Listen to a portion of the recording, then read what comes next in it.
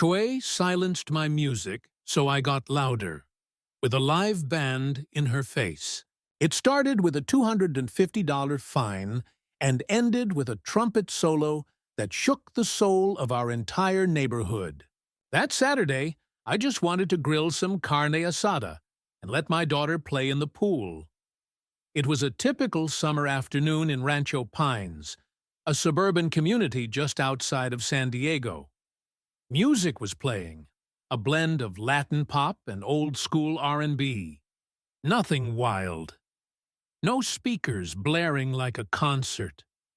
Just enough rhythm to feel like summer. Then she appeared, Pamela, our HOA president with a love for beige paint, silence, and passive-aggressive power.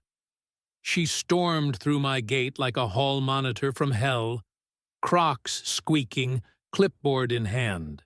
"You're being fined," she snapped. Not even a hello. Section 4.3b. Amplified music audible from public areas is strictly prohibited. My smile fell faster than a Jenga tower in an earthquake. "This is my yard," I said. "You can't hear it from the street."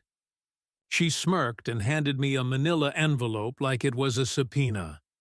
Inside, a fine backdated for last weekend, too. Apparently, my niece's birthday party could be heard near her herb garden. She wasn't enforcing rules, she was declaring war. The backstory: Pamela didn't just lead the HOA, she ruled it. She got herself elected during a low attendance vote and quickly passed absurd regulations. No clashing furniture, no yard decorations over 12 inches, no music above ambient levels, whatever that means. But here's the kicker. She changed the rules without a full community vote. She loopholed the process by bribing 2 board members with sourdough starter kits and organic candle sets. Democracy, baby. At first, I laughed. But that night, lying in bed, I kept hearing her voice. "This isn't Cancun. We're trying to keep the neighborhood tasteful." That line, that superiority. Like she got to decide what joy should sound like. My son Ethan came into the kitchen with a fake mustache and said, "We should hire a mariachi band next time." I laughed. And then I didn't. The plan. I spent the next 2 hours digging through our HOA bylaws. It was like chewing gravel. But then, gold. The rule only banned amplified or recorded music. No mention of live music. None. They'd never imagined someone would go that far. So I did. I called Marco, a college buddy turned event planner, who connected me with Los Reyes del Fuego, a full 9-piece mariachi group with brass, strings, and booming voices that could summon rain. They were in. I filed for a permit with the city under cultural education. Kept it classy, kept it legal, even got decibel measurements ahead of time. Everything was covered. Word got out.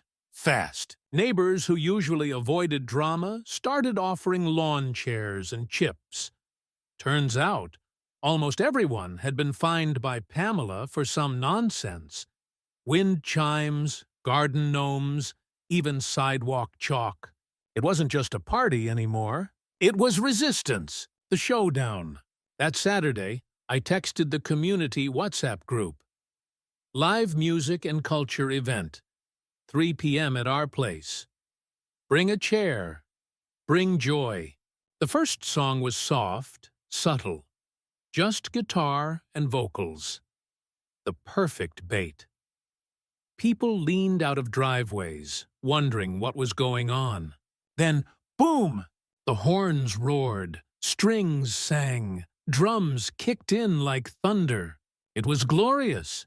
Kids spun in circles. Parents danced with beers in hand. Old neighbors came down with folding chairs and lemonade. Pamela appeared exactly 17 minutes in. Arms crossed. Lips puckered. flanked by Carol and Dave, her loyal deputies and professional joy killers. They brought a decibel reader. I brought laminated permits. Then came the best part. Pamela called the cops, and the cop shrugged. "Everything's in order," he told her. "No laws broken here. Maybe close your windows?" Pamela nearly combusted. Her face turned the color of expired ham. She stormed off. But her empire was already crumbling. The exposé. The next day, I got a visit from Ted, a quiet neighbor who used to work for city planning. He brought receipts, literal ones.